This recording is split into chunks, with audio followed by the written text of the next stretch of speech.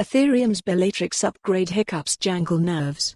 But it'll be right on the night. The Bellatrix upgrade was the last major upgrade before the Ethereum merge, which will transition the network's consensus mechanism to proof of stake.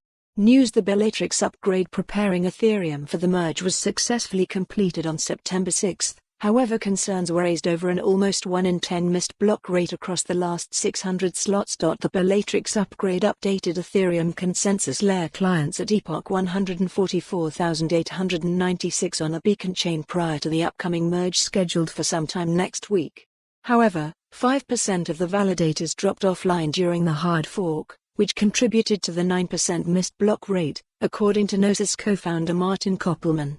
This led some observers to question the network's readiness for the big switch to proof of stake. Koppelman added that the 9% figure was 1,700% higher than the historical missed block rate of 0.5%. The issue may be related to the 25.6% of clients that Ethernode cites as not ready for the merge. Partner of Senior Vein Ventures Adam Cochran said he hoped the big spike in missed blocks would get debugged before the merge proper, adding that we really don't want to be seeing unexpected issues at this late stage. But not everyone is concerned.